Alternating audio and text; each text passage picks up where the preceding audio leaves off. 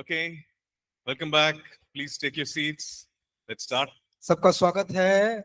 फिर से अपने स्थानों को ग्रहण कर लीजिए। Okay, so we are laying a foundation about the gifts of the Spirit, और हम एक नींव डाल रहे हैं अभी पवित्र आत्मा के वरदान के right? बारे में। And this foundation has to be strong, और यह जो नींव है इसको मजबूत होने की आवश्यकता right? है। And that is what Paul was doing in the Corinthian church, और यही पौलुस कर रहा था कुरिन्थ की कलीसिया में, because there was a lot of problem there. क्योंकि वहां पे बहुत सारी समस्याएं थी There was a lot of spiritual pride. और बहुत सारे आत्मिक अहंकार थे। So Paul had to bring in correction. तो पौलुस को वहां पे सुधार लाने की जरूरत थी। So he was teaching them the basics. और वहां पर वह यह आधारभूत बातों को सिखा रहा था। He had already taught them for 18 months. वह हम पहले से ही 18 महीनों से तक उनको सिखा दिया था। And they were all filled in the Spirit and they were all moving in the gifts. और वो सारे पवित्र आत्मा में भर गए थे और उस वरदानों में चल रहे थे। But he had to again lay the foundation, lay the basics. और फिर उनको दोबारा से वह जो आधारभूत चीजें हैं या नींव को उनको डालना था। Because they had this wrong understanding. क्योंकि उनका जो समझ था वो गलत था। They felt that I'm special because I'm having these gifts. वो सोचते थे कि मैं तो बहुत विशेष हूँ क्योंकि मुझे ये वरदान है। Right? So he had to write to them and tell them, no, God is special and He is giving you these gifts. तो उनको लिखना पड़ा पौलुस को कि नहीं, परमेश्वर विशेष है और वह वरदान तुमको दे रहा है। Right? And it is always to bless other people. It's not to draw attention to yourself. तो ये हमेशा दूसरे लोगों को आशीष करने के लिए, ऐसा नहीं कि उनका ध्यान आप अपनी ओर खींच लें। Okay? So when we need to, let's say we want to move in the gifts, तो अगर कहिए कि मान लीजिए हम उस वरदानों में चले फिरें, we understand that we need to walk in love. हमको यह समझना जरूरी है कि हमको प्रेम से भर के काम करना, Right? Because it is to bless people. क्योंकि यह लोगों को आशीष करेगा। It is to express or manifest the Holy Spirit. क्योंकि यह पवित्र आत्मा को दिखाएगा या उसको प्रकट करेगा। Right? So his heart and his nature and his character. उसका हृदय, उसका स्वभाव और उसका चरित्र। So our motivation for serving or to move in the gifts should be love for God and love for people. और हमारा जो प्रेरणा होना चाहिए कि हम वरदानों में को इस्तेमाल करें, वो होना चाहिए लोगों के प्रति प्रेम और परमेश्वर के प्रति प्रेम। We are going to look at it in detail. और इसको हम पूरे विस्तार से अभी देखेंगे। And that's why you see this 1 Corinthians 13, this whole chapter is on God's love. और अगर आप देखेंगे पहला कोरिन्थियों 13, यह पूरा पाठ ही है प्रेम के बारे में। Right? Sometimes we might wonder, why is this chapter there in between chapter 12 and chapter 14? कभी-कभी हम सोचते हैं और अचंभा करते हैं कि क्यों यह अध्याय 12 और 14 के बीच में है। Right? 1 Corinthians 12 is about the gifts of the Spirit. पहला कोरिन्थियों 12 यह पवित्र आत्मा के वरदान के बारे में है। 1 Corinthians 14 is again about the gifts of the Spirit. और पहला कोरिन्थियों 14 ये भी पवित्र आत्मा के वरदान के बारे में है। But in between chapter 13 is about the love of God. और यह इनके बीच में जो अध्याय 13 है वह परमेश्वर के प्रेम के बारे में। And he's talking about God's love, the agape love of God. और यह परमेश्वर का प्रेम जो अगापे प्रेम कहलाता है And why is he उसके बारे में। talking? And why is he talking about that? और यह उसके बारे में क्यों बात कर रहा है? Because the motivation, the reason for us to serve should be God's love for God and love for His people. जो प्रेरणा होना चाहिए हमारा लोगों के सेवकाई करने का, वह लोगों के प्रति प्रेम और परमेश्वर के प्रति प्रेम होना चाहिए। Okay? ठीक है? So the second thing that we see when it comes to manifesting these gifts और दूसरी बात जो हम देखते हैं जब ये कहता है कि पवित्र आत्मा का कामों का प्रकटीकरण करना, is that we should desire.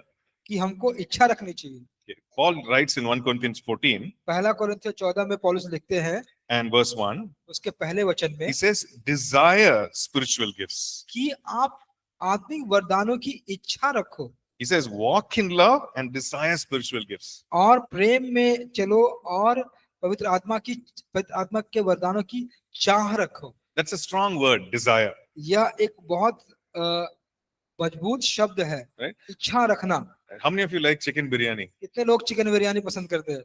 Okay. So suppose that you smell chicken biryani being cooked. और आप ऐसा सुगंध पा रहे हैं कि चिकन बिरयानी बनाई जा रही है। And you're imagining, oh, I want chicken biryani now. और आप कल्पना कर रहे हैं कि अरे अब मुझे चिकन बिरयानी चाहिए, Nice and hot. गरम गरम अच्छा। So you have this desire. तो आपको यह इच्छा होती है, I want this biryani. मुझे ये बिरयानी चाहिए। And suppose somebody serves it and then puts it in front of you. और मान लीजिए कोई आके उसको परोस के आपके सामने रख देता है, I want to eat it. तो आप उसको खाना चाहते हैं, Right? You have the strong desire आपको उसको मजबूत इच्छा होती है to really eat and enjoy this chicken कि biryani. उसको खाकर आनंद प्राप्त करें। So Paul is saying, desire spiritual gifts. तो पौलुस कह रहा है कि जो पवित्र आत्मा के वरदान है उसकी इच्छा रखो। Right? It's a strong word in the Greek that he uses there. और वहां पर एक बहुत ही कड़ा शब्द, Right? मजबूत शब्द इस्तेमाल किया गया ग्रीक भाषा में। It means, you burn with zeal. तो इसका मतलब होता है कि आप उस जुनून में जलते रहे, Be zealous. पूरा एकदम ईर्ष्या से भर जाए। So we need to ask ourselves, और आपको मांगना, आप पूछना हमको when we have this understanding of the gifts, कि हमको यह वरदानों की समझ हो, do I have this strong desire? तो क्या मेरे पास यह मजबूत इच्छा है? Right? Because God wants me to move in these gifts. क्योंकि परमेश्वर चाहता है, इच्छा रखते हैं कि हम इन वरदानों में चलें। But do I also have the same desire? तो क्या मेरे पास भी ऐसी ही इच्छा है? Right? We need to ask ourselves. तो हमें अपने आप को ऐसे पूछने की आवश्यकता है। And this desire is motivated to serve people. तो यह जो इच्छा है वह लोगों को सेवा करने के लिए प्रेरित होना चाहिए। Right? It is not to show ourselves as somebody who is super spiritual in front of people. और ऐसा नहीं है कि अपने आप को हम लोगों के सामने दिखाएं कि मैं विशेष रूप से हम आत्मिक हैं, ऐसा करके नहीं। Right? It is not to draw attention or to be popular. और यह प्रसिद्ध होने के लिए नहीं, विख्यात होने के लिए नहीं, और अपना ध्यान अपनी ओर खींचने के लिए नहीं। Right? So Paul is saying, you need to have strong desire, तो पौलुस कहते हैं कि ये जरूरी है कि आप यह मजबूत इच्छा रखो, but with the right motivation, लेकिन सही इरादे से, from a place of humility, आप नम्रता से, from a place of sincerity, और जितनी महत्वाकांक्षिता होती है उससे, and from a place of love. और प्रेम की जगह से। Okay? So the third thing that we see here, और जो तीसरी बात हम यहाँ पे देखते when हैं, it comes to manifestation of these gifts, और जब इस वरदानों को दिखाने की बात आती है, is to step out or move in faith. कि हम कदम बढ़ाएं या कदम रखें विश्वास से। Right? I think the whole of last week you studied about faith. और पिछले पूरे सप्ताह आपने विश्वास के बारे में अध्ययन किया। Right? And faith comes by hearing and hearing the word of God. और जो विश्वास आता है वह सुनने से आता है, और परमेश्वर के वचन के सुनने से आता है। And somebody said, faith is spelt as risk, taking a risk. और कुछ ने कहा था कि जब हम विश्वास करते हैं इसको उच्चारित किया जाता है कि आप कोई जोखिम ले रहे हैं। So we need to take a risk. तो हमें एक जोखिम उठाना है। When it comes to praying in tongues, जब आप प्रार्थना के आप अन्य भाषा में प्रार्थना की बात आती है, sometimes we think, okay, what will the other person think? आप कहते हैं कि अरे दूसरा लोग क्या सोचेगा, What if they make fun of me? क्या होगा जब वो मुझे मेरा ठट्ठा करेगा, I'm saying all these words, और मैं जब ऐसे सारी बातों को बोल रहा and हूँ it doesn't seem to have any meaning. इसका कोई मतलब नहीं निकलता है। You need to take the risk. तो आप एक जोखिम उठाते हैं। It is a step of faith. तो ये लेकिन विश्वास का कदम है। And so we need to step out in faith. तो हमको विश्वास में अपना कदम बाहर रखना है। Okay? In other words, we cannot be passive. तो हम दूसरे शब्दों में कि हम निष्क्रिय या कोई काम करना नहीं, निष्क्रिय नहीं हो सकते हैं। We cannot be, okay, if it happens, it happens. If it does not happen, also I'm okay. We cannot be passive. तो हम ऐसा नहीं कह सकते कि अरे ठीक है, होगा तो होगा, अगर नहीं होगा तो कोई बात नहीं। हम ऐसा निष्क्रिय नहीं सोच सकते। So we need to walk in love. तो हमको प्रेम में चलना है। We need to have strong desire. हमको एक मजबूत इच्छा होनी है। And we need to step out in faith. और हमको विश्वास में कदम बढ़ाना है। Okay. Then what else do we see about the gifts? और उस वरदानों के बारे में और क्या चीज हम देखते हैं? Okay, this is point number 6. और जो 6 बिंदु है, It says that every believer can manifest all gifts of the Spirit. कि हर एक विश्वासी हर एक आत्मा के वरदानों को दिखा सकता है। Okay, so there we have some doubts. वहां पे कुछ संदेह हमें होता है। Because in the Bible, when we read in 1 Corinthians 12, जब हम बाइबल में पढ़ते हैं 1 कोरिन्थियों 12 में, in verse 8, उसके 8 वचन में, when all the gifts are listed, जहाँ पे ये सारे right, जो वरदान दिए गए हैं, it says to one is given this gift. कि एक को यह वरदान दिया गया है। To one is given word of wisdom. और जिसको यह जो वरदान दिया गया है, to one is given word of knowledge, और एक को जो ज्ञान का वरदान दिया गया है, right? So what does that mean? तो इसका मतलब क्या होता है सही मायने में? If you're saying the gifts of the Spirit for everybody, अगर कहते हैं आप कि जो पवित्र आत्मा का वरदान है वो सबके लिए है, then how can you say, to one is given this, to one is given that? कि आप ऐसे कैसे कर सकते हैं कि एक को ये दिया गया है, एक को वो दिया गया है? Okay. So Paul is talking about a time when the church gathers together. तो पौलुस यहाँ पे उस समय के बारे में बात करता है जब कलीसिया एक साथ इकट्ठा होती है, Right? He's writing to the church What whenever collision? they gather together. और वह कलीसिया को लिख रहा है जहाँ पे वो इकट्ठे होते हैं। So which means in a meeting, तो इसका मतलब होता है कि एक सभा में, let's say supernatural hour, कि अलौकिक समय में, when we are gathered together, अलौकिक घंटे में जब एक साथ हम आते to हैं, one is given word of knowledge, तो एक को वह आत्मा का ज्ञान दिया जाता है to another one is given word of wisdom. और दूसरे को बुद्धि का वचन दिया जाता है। That happens in today's supernatural hour. और आज भी होता है हमारे अलौकिक In घंटों में, tomorrow's supernatural hour, और कल के अलौकिक घंटे में, to that same person who was given word of knowledge, now is given word of wisdom. और जो पहले जो ज्ञान का वचन दिया गया था उसको आज बुद्धि का वचन दिया Or गया, maybe there is a gift of prophecy, या हो सकता है उसको भविष्यवाणी का वरदान दिया or गया, maybe gifts of healings. या होता है चंगाई का वरदान दिया गया। Right? So what is happening there? तो यहाँ पे क्या हो रहा है The Holy Spirit is giving to one person this particular gift. कि पवित्र आत्मा इस व्यक्ति को एक विशेष प्रकार का But एक वरदान दे रहा है। But it's in a time when they gather together. यह उस समय होता है जब वो एक साथ इकट्ठा होते हैं। But that does not mean that the other gifts will not be operational in that person. तो इसका मतलब ये नहीं कि दूसरे वरदान उस व्यक्ति में कार्यरत नहीं होगा, ऐसा नहीं है, Because the Holy Spirit gives to each one the manifestations of the Spirit. क्योंकि पवित्र आत्मा प्रत्येक को अपना प्रकाशन देता है। Okay, so we need to understand. इसको हमको समझने की जरूरत है। Okay. Okay. Point number 7. और सातवां बिंदु, Paul says in 1 Corinthians 12 and verse 31, और पौलुस कहता है पहला कुरिन्थियों उसका 13 अध्याय, he says, earnestly desire the best gifts. और वह कहता है कि पूरी इच्छा से जो उत्तम उपहार है उसकी इच्छा रख। Okay, earnestly desire, और पूरी इच्छा से, wholeheartedly. पूरे हृदय से। What is he asking us to do? वो हमें क्या कहता है You desire the best gifts. कि तू बड़े उत्तम वरदान की इच्छा रख। Okay, so what does that mean? इसका मतलब क्या होता है? Okay, you listed down all those 9 gifts. तो आपने सारे यह जो वरदान है उसको आपने लिख लिया, 9 वरदान को लिख लिया। So you tell me, no, what is the best gift? तो आप कहिए कि जो सबसे उत्तम वरदान है वो क्या है? Huh? Is it prophecy? No. You wrote down 9 gifts, no? From that list, you tell me what is the best gift. तो आपने लिखा 9 वरदान जो लिखे ना अभी आपने, उसमें सबसे अच्छा उपहार वरदान क्या है, उत्तम वरदान क्या है? Huh, brother? Gift of tongues. अन्य भाषा।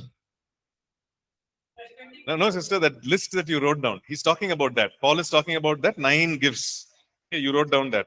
और पौलुस ने जो 9 वरदान दिए थे उसका आप जो लिखता उसमें जो आपने लिखा उसमें से बताइए। Huh? Understanding of tongues, interpretation of tongues. जी, भाषाओं का अर्थ बताना। और क्या हो सकता है? Okay. So why do you say that it's the best gift? तो आप कैसा कहते हैं कि ये सबसे अच्छा वरदान है? Okay.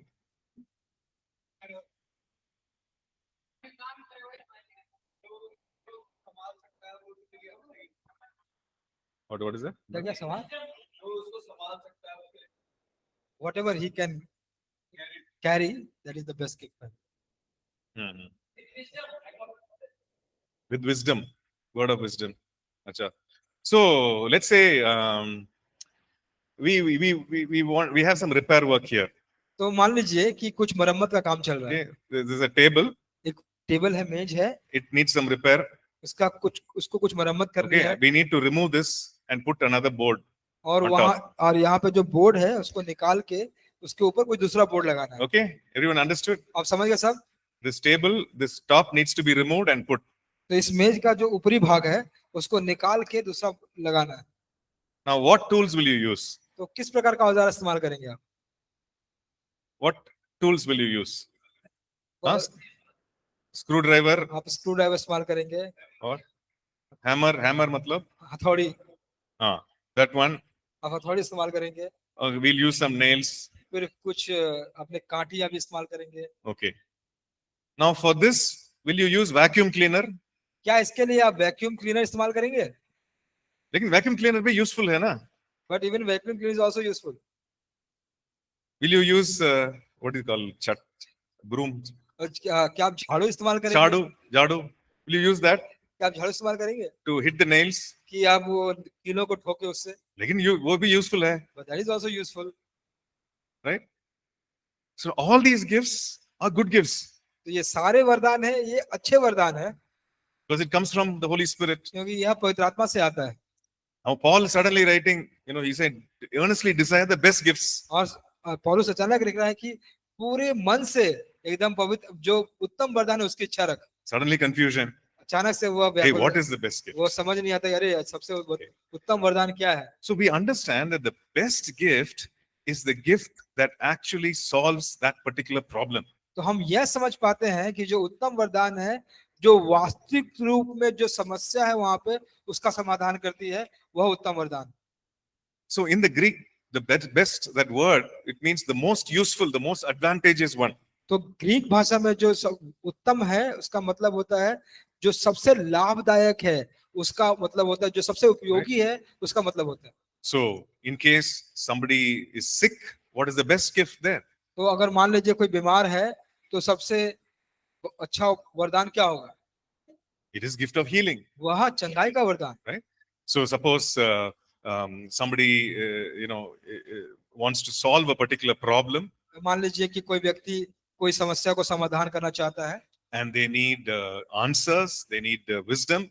और उनको उत्तर चाहिए, उनको बुद्धि चाहिए, What would be the best gift? तो सबसे अच्छा उपहार क्या होगा? Would it be gift of healing? क्या यह चंगाई का वरदान होगा?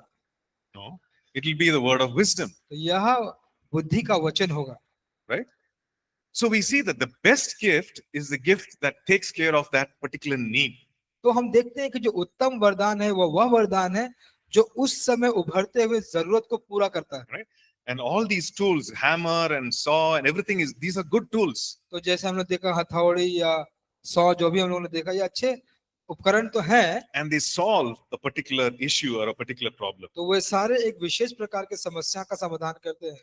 Same way Paul is saying, you desire the best gifts. इसलिए पौलुस कहते हैं उसी प्रकार कि आप उत्तम वरदानों की इच्छा रखें। And that is why he's saying, you face this need, you desire the best gifts. तो जब आप इस प्रकार की जरूरतों में होते हैं तो आप उस उत्तम वरदान की इच्छा रखें। Amen. आमीन। Amen. So all gifts are good, तो सारे वरदान अच्छे हैं, but the best gift is the one which takes care of that particular need.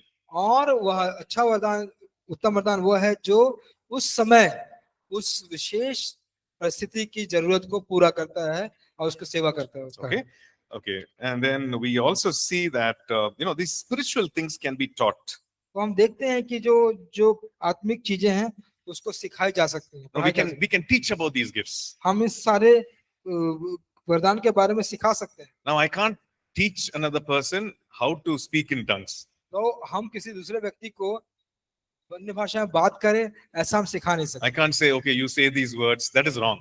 तो हम ये नहीं कह सकते कि तुम कहो कि तुम ये वो शब्द को बोलो, ये गलत होगा। Because those words are given by the Holy Spirit. क्योंकि वह जो शब्द हैं वो पवित्र आत्मा के द्वारा दिए गए हैं। But we can definitely teach what is this gift of tongues. तो हम ये जरूर सिखा सकते हैं कि यह क्या है अन्य भाषा का वरदान, Right? So that people can actually have an understanding of it and also they can desire it.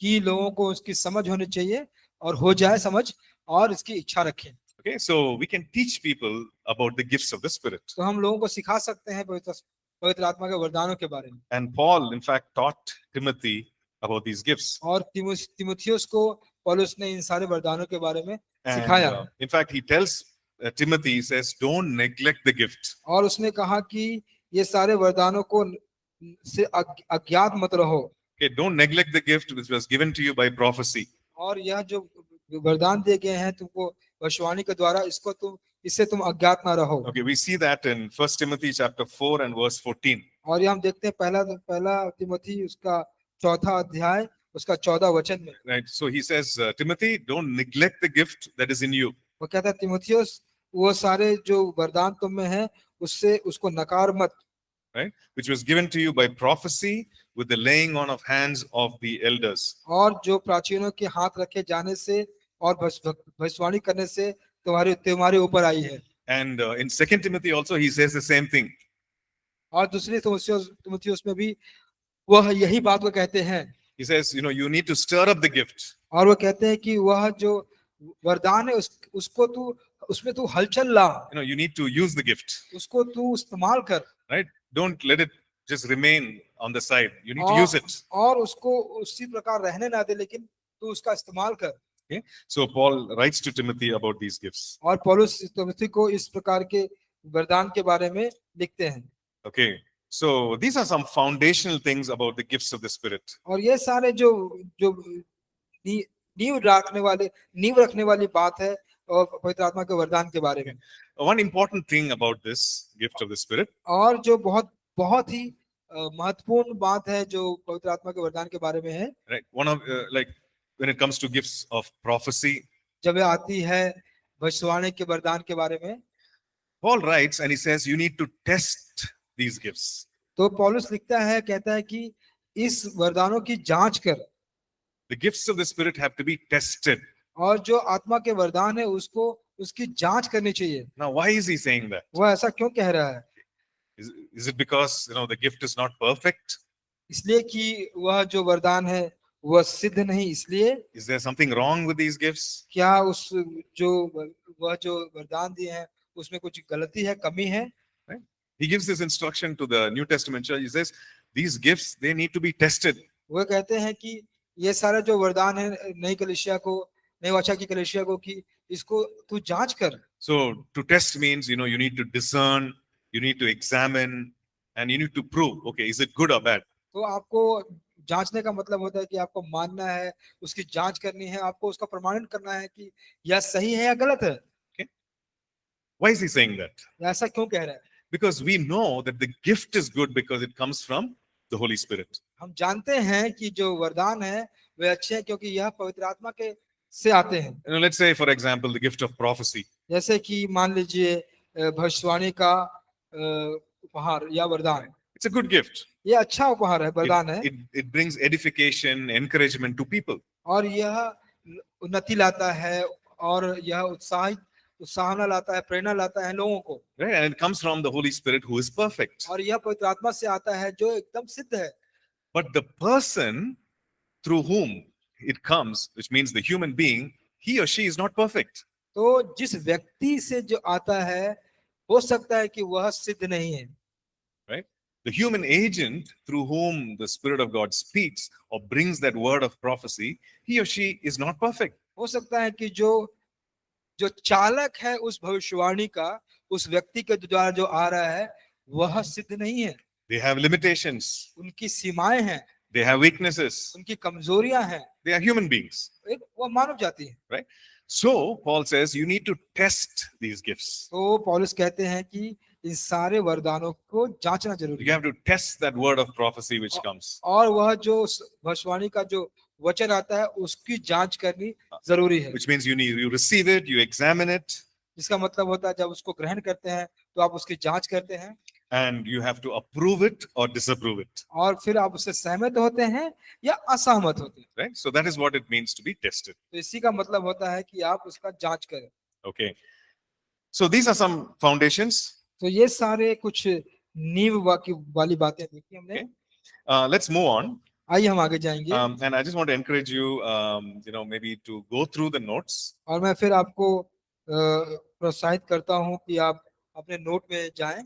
And you can actually read through some of these things which are given in detail. और आप पढ़ सकते हैं सारे बातों को जो बहुत विस्तार से आपके नोट में लिखे गए हैं। But just before we move on to the next chapter, लेकिन जैसे कि हम उस अध्याय में आगे जा रहे हैं, we see that the gifts of the Spirit can be manifested anywhere, any place. तो हम ये देखते हैं कि जो पवित्र आत्मा के वरदान है वह कहीं भी किसी जगह Right? दिखाई पड़ सकते हैं। It's not just within the four walls of the church building. वो ऐसा ही नहीं है कि जो कलीसिया की 4 दीवारी है उसी के अंदर ये हो। Right? prophecy, word of knowledge, word of wisdom. It can be anywhere outside the church. और जैसे भविष्यवाणी, बुद्धि का वचन, ज्ञान का वचन, ये सारे कलीसिया के बाहर भी हो सकते हैं। Okay, so we need to have that understanding. तो हमें उस समझ को रखने की बहुत जरूरत है। Okay, okay. Let's look at chapter 5. आइए हम अध्याय 5 में जाएंगे। He's talking about the motivation for the use of the gifts. वो कहता है कि जो प्रेरणा है उस वरदान का इस्तेमाल करने का, वो क्या है? It should be the love. यह होना चाहिए प्रेम। And that is why he says in 1 Corinthians 13, और इसीलिए पहले कुरिन्थियों 13 में कहता है, he says the whole chapter is about the love of God. और ये पूरा जो अध्याय है वह प्रेम के बारे में है। Okay, the verse before chapter 13, that is the last verse in chapter 12, he says, earnestly desire the best gifts. और कहता है कि पूरे मन से तू इस इच्छा की वरदानों को तू इच्छा रख, right? So earnestly desire it. और पूरी मन से तू इसकी इच्छा रख। And then he says, I show you an excellent way, a more excellent way. और मैं तुम्हें दिखाऊंगा यह बहुत अच्छा मार्ग। Right? And what is that excellent way? और वो अच्छा मार्ग क्या है? He talks about love. वह प्रेम के बारे में बात करता है। You need to have love in your heart. और आपके हृदय में प्रेम होने की आवश्यकता है। Love for God and for his people. प्रेम उसके लोगों के लिए और उसके लिए। And the word that he uses there is agape, which is the God kind of love. और यहाँ जो शब्द वो इस्तेमाल कर रहा है वह है अगापे, जो है परमेश्वर के प्रकार का प्रेम। Right? And in the Bible there are at least four different words that are used for that word love. और बाइबल में 4 अलग-अलग शब्द इस्तेमाल किए गए हैं उस शब्द के लिए जो है प्रेम। And this word agape, which means the unconditional love of God. और यह जो प्रेम है वह उसका मतलब है बिना शर्त का प्रेम। Okay? So he goes through these, as we go through these verses, 13 verses, और जैसे ही वह 13 वचन को वह जाता है, we understand the place of love in the use of these gifts. और हम देखते हैं उस प्रेम की जगह को जब उसको हम इस्तेमाल करते हैं। Okay? Because many times we want to move in the gifts, बहुत समय हम चाहते हैं कि हम उस वरदान हमें मिले, उसमें हम काम करें। and it could be for selfish reasons. तो यह हो सकता है कि यह हम स्वार्थ के कारण से भी हो सकता है। Okay? What could be some selfish reasons? तो कुछ स्वार्थ भरे कारण क्या हो सकते हैं? Oh, I want to look good in front of people. क्योंकि मैं लोगों के सामने अच्छा दिखूं, I want people to approve me, applaud me. और मैं चाहता हूं कि लोग मुझे स्वीकार करें, मेरी प्रशंसा करें। I want people to know how great I am spiritually. और मैं चाहता हूं कि लोग जाने कि मैं आत्मिक रूप से कितना महान हूं, You know that I'm a great pastor, I'm a great teacher. कि मैं बहुत बड़ा एक पासवान हूं, You know, एक these- बहुत बड़ा शिक्षक हूं। we could have all these reasons, तो ये सारे कारण हो सकते हैं, but these reasons are wrong. लेकिन ये सारे जो कारण हैं ये गलत कारण हैं। Okay, because these things can creep into our lives. क्योंकि ये सारे जो कारण है वह लालच लेके आते हैं हमारे जीवन। Now, for example, उदाहरण के रूप में consider these statements. जैसे इन बातों को आप ध्यान से सुने, Let's say I'm saying, I'm pointing to Jesus. कि मैं यीशु पर अपना इशारा कर रहा हूँ। Okay, that is one statement. एक I'm बात है, pointing to Jesus. मैं यीशु पर अपना इशारा कर रहा हूँ। The second statement is, look at me, how wonderfully I'm pointing to Jesus. और दूसरा बात है कि मेरे को देखो कि मैं कैसे यीशु पर इशारा कर रहा हूँ। Okay. First one, I'm pointing to Jesus. पहला कि मैं यीशु पर इशारा कर रहा हूँ। Second one is, look at me, see how wonderfully I'm pointing to Jesus. कि मुझे देखो, दूसरी बात कि मुझे देखो कि कितने अद्भुत रीति से मैं यीशु को इशारा कर रहा हूँ। It's a very fine line. तो बहुत एक रेखा है यहाँ पर। It could happen when we are leading worship. जब हम आराधना का अगुवाई कर रहे हैं तो ऐसा हो सकता है। Right? We are leading worship. We are leading worship. हम आराधना की अगुवाई कर रहे हैं, And then we might have this thought, see how wonderfully I'm leading worship. तो हो सकता है कि हमारे पास वो सोच आए कि देखो मैं कितनी अद्भुत रीति से प्रशंसा कर रहा हूँ, आराधना कर रहा हूँ। We might say, I'm preaching about Jesus. I'm teaching about Jesus. मैं यीशु के बारे में प्रचार कर रहा हूँ, मैं यीशु के बारे में सिखा रहा हूँ। Or we might have this thought, see how wonderfully I'm preaching or teaching about Jesus. हमारे पास ये विचार आ सकते हैं कि देख मैं कितना बेहतर रीति से, अद्भुत तरीके से मैं प्रचार कर रहा हूँ या सिखा रहा हूँ। It's a motivation. यह एक प्रेरणा है। What is that motivation? तो हम जो प्रेरणा है वो क्या है? Is it self? क्या वो और- स्वार्थी है? Is it drawing attention to oneself? क्या यह किसी को अपना ध्यान केंद्रित कर रहा है? Or is it serving God and from a humble heart? कि यह परमेश्वर की सेवा कर रहा है एक नम्र हृदय से? Okay. Look at 1 Corinthians 13 and verse 1. आप देखिए पहला कोरिन्थियों 13 उसका पहला वचन। Okay. Okay, everyone. 1 सब लोग Corinthians 13 and verse 1. पहला कोरिन्थियों 13 उसका पहला You वचन। can follow on the screen also. आप अपने स्क्रीन पे भी देख सकते हैं, पर्दे पर। So he says, though I speak with tongues of men and of angels, but have not love, I have become sounding brass or a clanging cymbal. कहता है कि यदि मैं मनुष्यों और स्वर्गदूतों की बोलियां बोलूं और प्रेम न रखूं तो मैं ठनठनाता हुआ पीतल और झंझनाती हुई झांझ हूं। Right. So what he's saying? He's saying, even if I have this gift, tongues of men, tongues of angels, वो कहता है कि अगर मुझे स्वर्गदूतों की बोलियां भी हो, मनुष्यों की बोलियां भी हो, इसका वरदान अगर हो, but if I don't have love, अगर और मुझे प्रेम न रहो, it is like a harsh noise. तो ये एक शोर की तरह होती है। Look at the next verse. और दूसरा वचन देखिए, He's talking about prophecy. और वह भविष्यवाणी के बारे में बात कर रहा है, He's talking about understanding mysteries and knowledge. और वो रहस्यों को, ज्ञान को समझने की बात कर And he रहा है। says, though I have all faith, वो कहता है कि हो सकता है कि अगर मेरा पूरा विश्वास हो, but if I don't have love, लेकिन अगर प्रेम ना हो I am nothing. तो मैं कुछ भी नहीं। Right? He says, faith that can remove mountains. Great faith, a person of great faith, और एक बड़े विश्वास का व्यक्ति पहाड़ को भी हटा सकता है, a person who's very knowledgeable, who understands all mysteries. और एक व्यक्ति बहुत ज्ञानवान भी हो सकता है कि वह सारे रहस्यों को समझ पाता हो। But if the motivation is not love, then he's saying it's nothing, zero. तो यह कहता है कि अगर वहां पे प्रेरणा, अगर प्रेम ना हो तो यह कुछ नहीं, शून्य होगा। Maybe in the eyes of men, it could be 100 on 100. हो सकता है कि लोगों की आंखों में ये 100/100 हो, But in God's eyes is 0 out of 100, fail mark.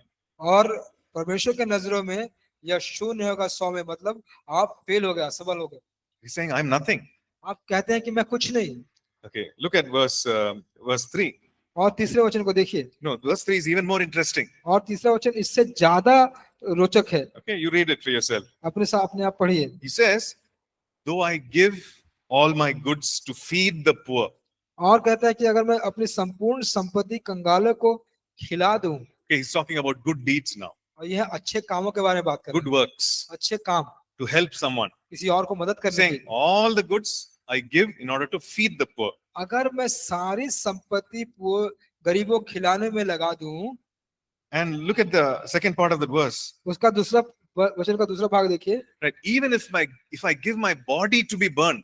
अगर मैं देह को भी जलाने के लिए दे दूं। Wow. That's interesting. Right?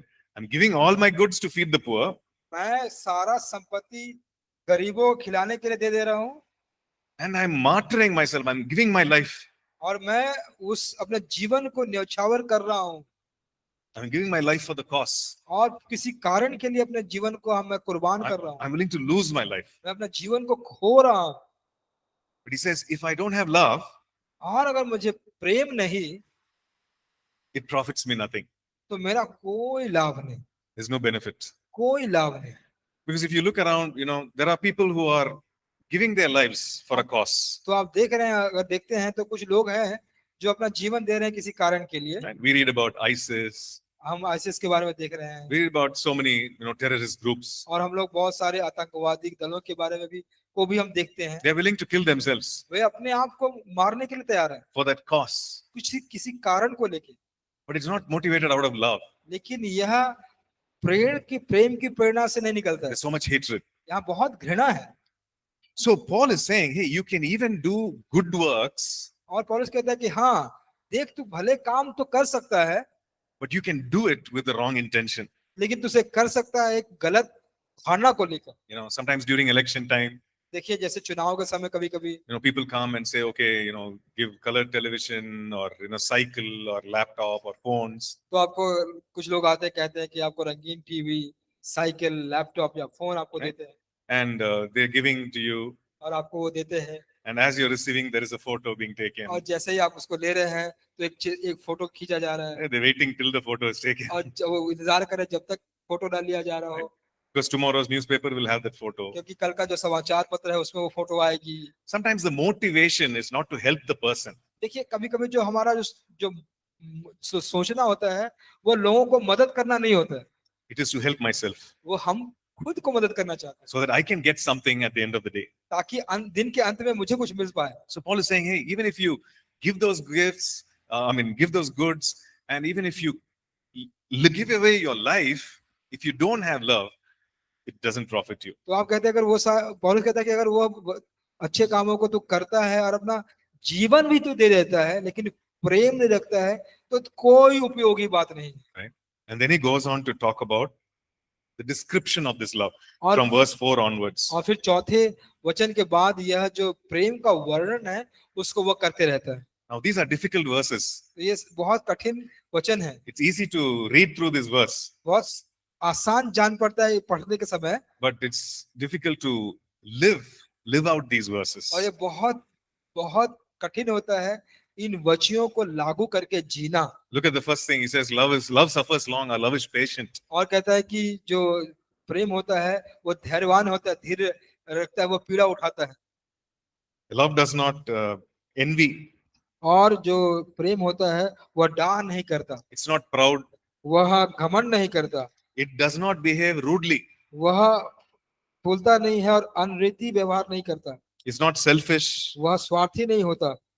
And he goes on and on. और फिर इसके बारे में वो बताते जाता है। He says, this is the God kind of love. तो ये कहता है यह परमेश्वर के प्रकार का प्यार है। And why is he teaching them this? और क्यों वह इस बातों को सिखा रहा है? He's telling them because that church seemed to have all the spiritual gifts. यह लग रहा है कि वह कलीसिया जो थी वहां पे कि उसको सारे वरदान हैं अभी, Right? Because in fact, when he starts the letter, he says, hey, you guys, you have all these gifts. तो जब वो अब चिट्ठी को लिखते समय जो शुरू कर रहा है तो कहता है कि देखिए भाइयों, आपको ये सारे वरदान मिले हुए हैं। You are a spiritually very gifted church. और आप आत्मिक रूप से बहुत उपहार से भरे हुए कलीसिया है। But there was something missing. लेकिन कुछ बात जो थी वहां पे खोई हुई थी। Their motivation was self and not love. उनका जो प्रेरणा था वह स्वयं के लिए था, ना कि प्रेम के लिए। Yes, the gifts of God are good. हाँ, परमेश्वर का वरदान अच्छा है। The Holy Spirit wants you to walk in these gifts. पवित्र आत्मा चाहता है कि आप इन वरदानों में चलें, But we need to have that important ingredient, which is love. और जो बहुत विशेष बात जो हमारे अंदर होनी चाहिए वो होनी चाहिए प्रेम। And that is the motivation. और वही सामग्री है और वही हमारा प्रेरणा है, हमारा प्रेरणादायक है। So this chapter, you can go through it, and each of these points, there's a lot to be talked about. और इन सारे अध्याय को आप पढ़ सकते हैं और बहुत सारे चीजें हैं जिसके बारे में हम बात कर सकते हैं। And he says that, this is necessary. और वे कहते हैं कि यह बहुत जरूरी है। Okay. And if you look at chapter 14, 1 Corinthians chapter 14 and verse 1, अगर आप देखते हैं पहला कुरिन्थियों 14 अध्याय का पहला वचन, he says, he continues to talk about the gifts. और वह लगातार उस उपहार के बारे में बात करना शुरू करते हैं। No, sometimes we make this mistake. कभी कभी देखिए हम यह गलती कर देते हैं। Okay, we read through the chapter 13, जब हम 13 अध्याय को पढ़ते हैं and he says, if there is prophecy, it will stop. तो आप कहता है कि अगर भविष्यवाणी होगी तो वह रुक जाएगी, When there are tongues, it will stop. जब अन्य भाषा होगी तो वह रुक जाएगी। Is it true or not? ये सही है कि नहीं? Yeah, when there is going to come a time when there won't be any need for prophecy or tongues. तो देखिए एक ऐसा समय आएगा जहाँ पे कोई भविष्यवाणी या कोई अन्य भाषा की जरूरत ही नहीं होगी। And when is that time? वो समय कब आएगा? When we see Jesus face to face. जब हम यीशु मसीह को परस्पर देख पाएंगे। There's no need for these gifts. तो उसके समय इन सारे वरदानों की जरूरत नहीं पड़ेगी। So he's saying, when prophecy will stop. वो कहता है कि भविष्यवाणी रुक जाएगी, Tongues will also come to an end. अन्य भाषा की बातें भी रुक जाएंगी। Okay. But then he says in verse 13, लेकिन 13 वचन में वह कहता है, faith, hope, and love, the greatest of this is love. और जो विश्वास, आशा और प्रेम है, इन सबसे बड़ा है प्रेम। right? Because faith works in love. क्योंकि विश्वास प्रेम से काम करता है। And we need to have hope, you need to be rooted in love.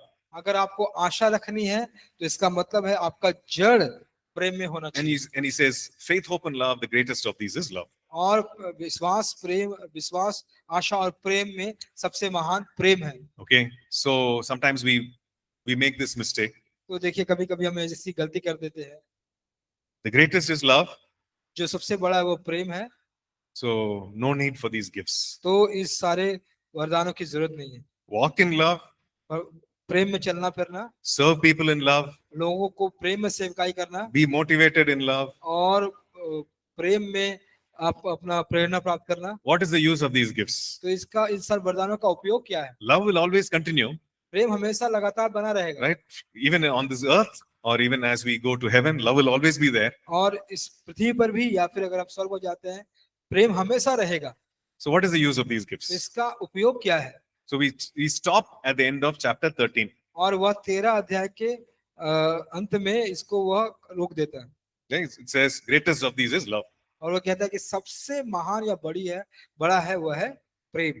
So I don't need these gifts. तो हमको इन सारे वरदानों की जरूरत नहीं। We forget that after 13 comes 14. तो हम ये भूल जाते हैं कि 13 के बाद 14 आता है। Right? After chapter 13 is chapter 14. 13 अध्याय के बाद 14 अध्याय भी आता है। And in chapter 14, और 14 अध्याय में Paul is continuing the message. और फिर पौलुस लगातार उस मैसेज को, संदेश को दे रहे हैं। Sermon is not yet over. आपका जो वचन है वो खत्म नहीं हुआ है। Right? He's continuing the same topic. वह संदेश खत्म नहीं हुआ है, वह उसी विषय को लेकर लगातार बात करना जारी रखता So है। let's see what he says तो देखिए वो क्या कहता है यहाँ in verse 1. पहले वचन में। Okay, chapter 14, verse 1. और 14 का 1, Okay, can somebody read it? कुरिन्थियों अध्याय 14 का पहला वचन। Chapter 14, verse 1. पहला कुरिन्थियों 14 का। Yeah.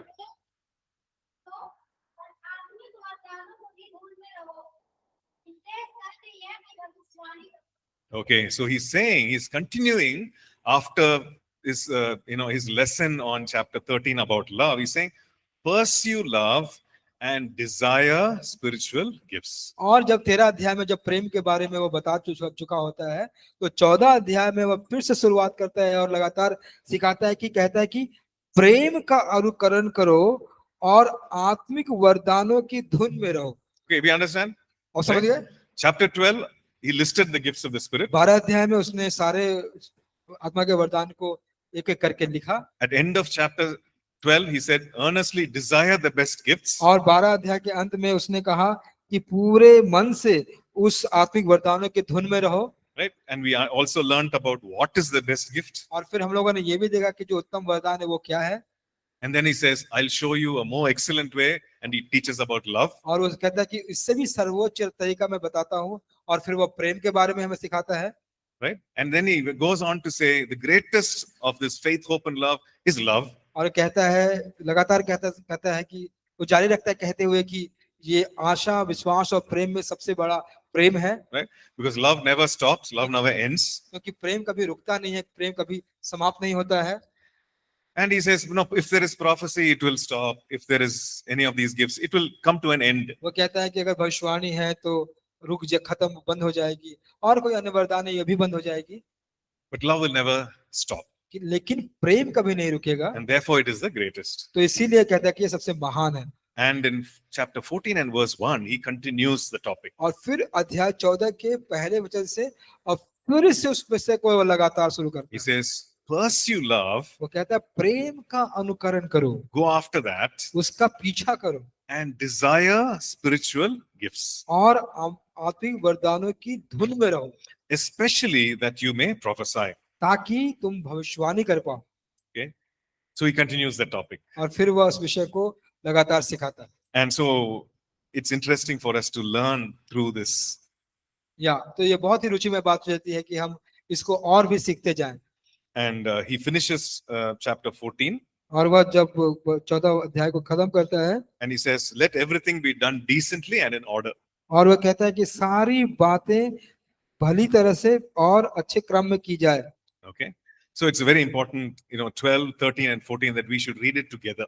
और ये बहुत जरूरी है कि 12, 13 और 14 अध्याय हम एक साथ पढ़े, ताकि पौलुस कहता है कि सारी बातें सभ्यता और क्रमानुसार की जाए। Okay, so today, evening when you have the free time, just read through the chapters.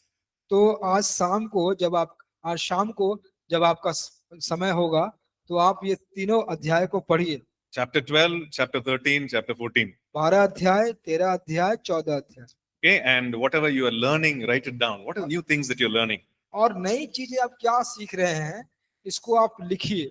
Okay, and you will have questions. और फिर आपको प्रश्न भी होंगे। Okay, questions based on what we learned. और प्रश्न होंगे उस आधार पर जो हम लोगों ने सीखा है। As you read through some of those verses, you'll have questions. जब आप उन वचनों को देखेंगे, पढ़ेंगे तो आपके पास प्रश्न भी होंगे। So you write down those questions. और आप उस प्रश्नों को लिख लीजिएगा। Okay, and we'll explain we'll give the answers in the class. और फिर हम उस कक्षा में हम उसका उत्तर देंगे। Okay, so why don't we pray now क्यों ना हम प्रार्थना करें and just thank the Lord for the gifts of the Spirit. परमेश्वर का धन्यवाद करें कि उस वरदानों को जो उसने दिया है। Let's spend some time just thanking the Lord. आइए हम कुछ समय बिताएंगे परमेश्वर का धन्यवाद करते हुए। Thank the Lord that you believe in Jesus, और धन्यवाद करें कि आप यीशु पर विश्वास करते हैं। and because you believe in Jesus, you qualify to receive the gifts.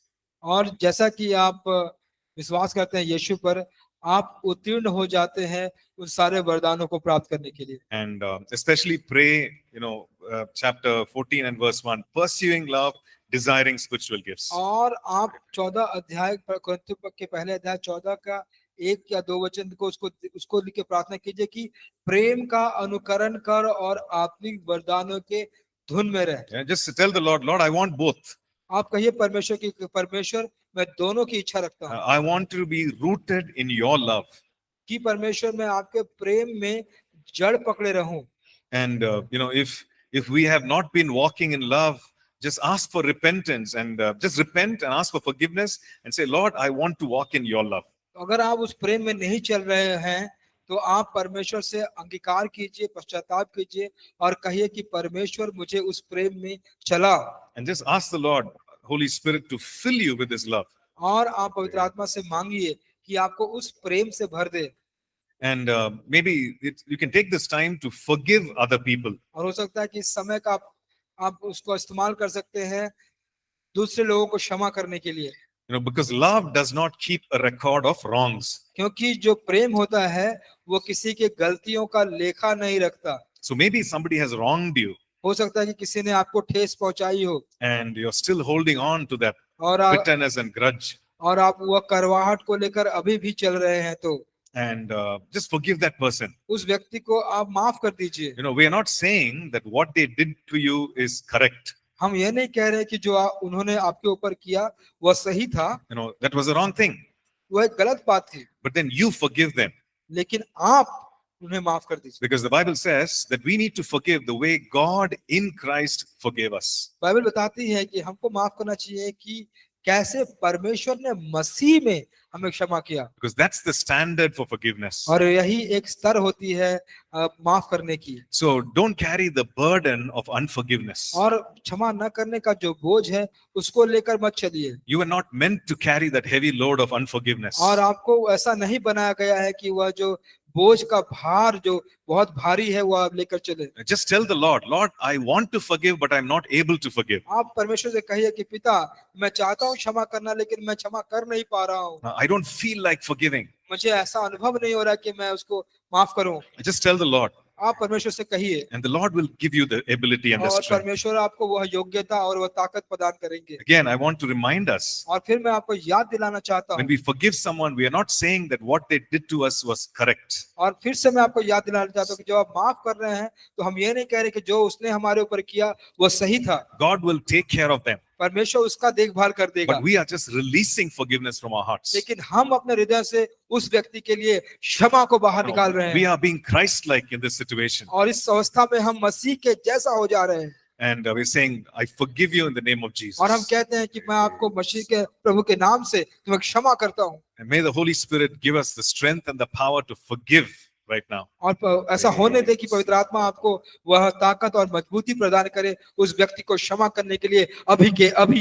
Yeah, maybe the Lord may lead you to talk to that person and ask for forgiveness. और हो सकता है कि परमेश्वर आपको अगुवाई करे कि आप उस व्यक्ति को जाकर बात करें और क्षमा को मांगे। Maybe you need to send an email, or maybe you need to send a text to ask for forgiveness. हो सकता है कि आप उस व्यक्ति को एक ईमेल लिखें या फिर कुछ संदेश लिखें माफी मांगते हुए। And maybe you can tell them, I forgive you. और हो सकता है कि आप उसे कहें कि मैं तुम्हें क्षमा करता हूँ। But that person may not receive that forgiveness. हो सकता है कि उस व्यक्ति को वह क्षमा ना मिले।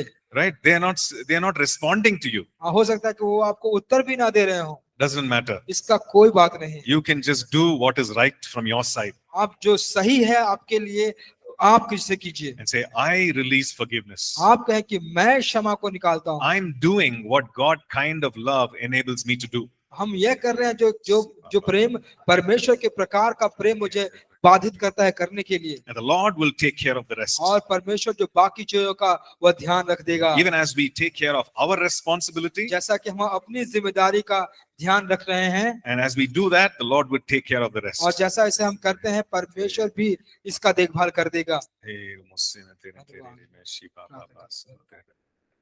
And the second thing to do is to desire spiritual gifts. और दूसरी बात है जो करना है कि हम आत्मिक वरदानों की इच्छा रखते हैं। Say, Lord, I want to have a strong desire for spiritual gifts. और कहे कि परमेश्वर मुझे एक मजबूत इच्छा दे कि मैं पवित्र आत्मा के वरदानों की इच्छा रखूं। Lord, may I be motivated with your love for these gifts. और प्रभु जी हम इस आपके प्रेम से प्रेरणा पाएं ताकि इस वरदानों की इच्छा रखने पाएं। Yeah, may it be your love that is motivating me to walk in these gifts. और प्रभु जी आपका प्रेम मुझे इस रास्तों में चलने के लिए मुझे प्रेरणा दे। Come have your way, Holy Spirit. ओ प्रभु जी आप पवित्र आत्मा आकर हमारे बीच में मध्य में होकर कार्य कर। Whatever I've learned, Lord, let it be anchored, rooted in me. और जो भी मैंने सीखा है वह एक जड़ पकड़ ले, एक एंकर बन जाए हमारे जीवन में। Teach me and remind me, Holy Spirit. और मुझे सिखाइए और मुझे याद दिलाइए पवित्र आत्मा। Mold me and shape me, Lord. और मुझे आप आकार दीजिए, मुझे पिघलाइए परमेश्वर। I commit myself into your mighty hands. और मैं अपने आप को आपके सामर्थ्य हाथों में समर्पित करता हूँ। In Jesus' matchless name, I pray. यीशु के नाम से हम मांगते हैं। Amen. आमीन। Amen. Amen. आमीन। So remember to read chapter 12, 13, and 14, 1 Corinthians. और याद रखिए 12, 13, 14 पहला कुरिन्थियों 12, 13, 14 को जरूर पढ़िएगा। And we'll meet tomorrow. और हम कल फिर से मिलेंगे। Okay. God bless. परमेश्वर आपको आशीष करे।